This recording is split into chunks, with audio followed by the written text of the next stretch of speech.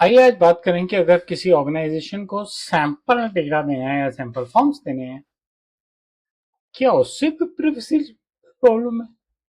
क्या उससे भी ब्रीच हो सकता है? होता है। हमने कल के बैंक के उदाहरण में भी यही बात की थी और मेरे साथ लाइव हो चुका है। मेरे चैनल पे आपका स्वागत है, जिस पे आप लगातार प्रिवेसी पे नया कंटेंट देखते हैं। और आज हम बात करने वाले हैं कि क्या सैंपल डेटा शेयर करने से भी प्रॉब्लम होने के चांसेस हैं। जी हाँ, अगर आपने सैंपलिंग ठीक से नहीं की है। हर जगह होता है, banking, health care, IT, HR, sample चाहिए, फॉर्म्स चाहिए, कहाँ पे क्या भरना है की गाइडेंस चाहिए। और उसको कोई भी एक रिस्क की तरह नहीं देखता, वो एक स्टैंडर्ड फॉर्म लेता है, चेक करता है, अच्छा ठीक है दे दो।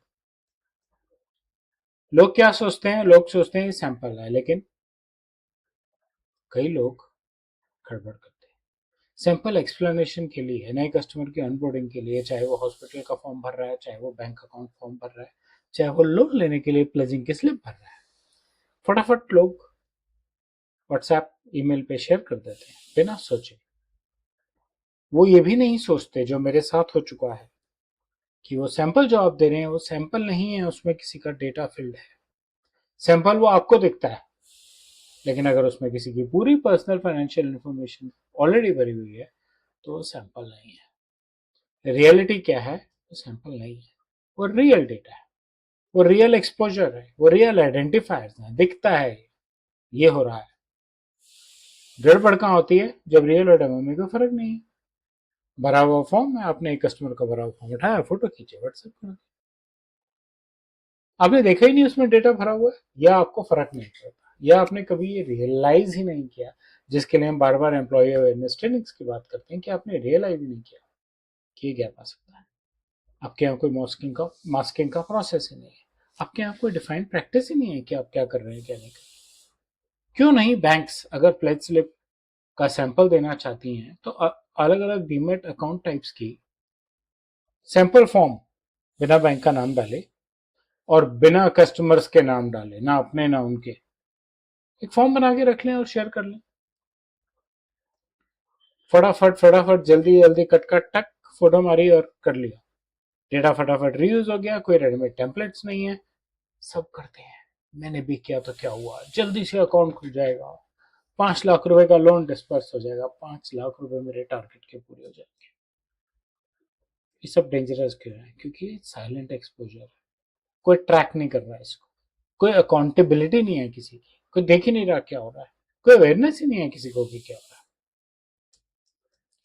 डीबीटी भी कहता है पर्पस लिमिटेशन का क्या हुआ? पर्पस क्या था फॉर्म भरवाने का? अकाउंट खुलवाना, तो किसी और के साथ क्यों शेयर कर दिया? डेटा मिनिमाइजेशन का क्या हुआ? डेटा तो आपने पूरा लिया, एक्स्ट्रा फॉर्म्स भी भरे हैं, एक्स्ट्रा कॉलम्स भी भरे हैं, और सेफ एंड सिक्योर शेयरिंग की तो बात ही खत्म हो गई। होगी एन्क्रिप्शन उस डिजिटाइज डेटाबेस और स्टोरेज पे जहां डेटा स्टोर हो रहा है डिजिटल फॉर्मेट में। फोटो खींच के जिसने भेज दी, वो कहेगा मैंने इंक्रिप्टेड व्हाट्सएप पे भेजी है, लेकिन सामने वाले को दिख रही है सारी डिटेल, तो इंक्रिप्टेड थोड़ी, मास्किंग थोड़ी हुई है, इन्फॉर्मेशन तो पूरी दिख रही है। करना क्या चाहिए? सिंपल, डमी सैंपल फॉर्म्स बनाइए, डमी डेटा सेट्स डालिए, आइडेंटिफायर्स को मास्क कीजिए, स्टिकर लगा दीजिए, कुछ तो कीजिए। अब इस केस में स्टिकर और पेन नहीं काट सकते आप, क्योंकि किसी का भरा हुआ फॉर्म है, उसको क्या बोलेंगे तेरा फॉर्म क्यों खराब किया है? तो भाई सिंपल फॉर्म बनाइए ना अपने यहाँ पे, रीयूजेबल टेम्पलेट्स बनाइए, जिससे कि किसी को दिक्कत ना आए।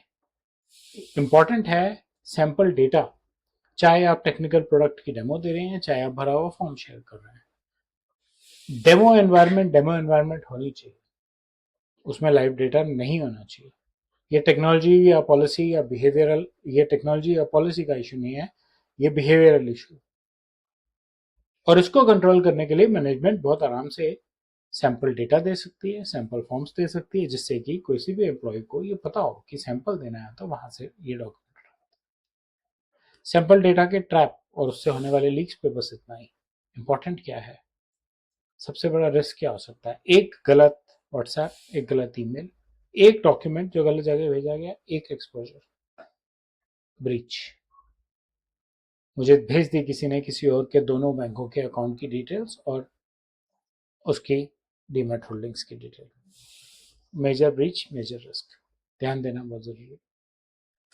मुझे उम्मीद है आपको इस वीडियो का कंटेंट अच्छा लगा होगा और आप अपने आसपास एनवायरनमेंट में कोरिलेट कर सकते हैं ऐसी चीजें जो आपके साथ होती हैं। आपको अगर प्रिवेसी पे और नॉलेज चाहिए तो मेरे चैनल के साथ बने रहिए, और अगर आप चाहते हैं कि आपके यहाँ प्रिवेसी की डिप्लॉयमेंट की जाए तो मेरी कॉन्टैक्ट डिटेल्स डिस्क्रिप्शन में दी हुई है, आप मुझे कॉन्टैक्ट कर सकते हैं। धन्यवाद।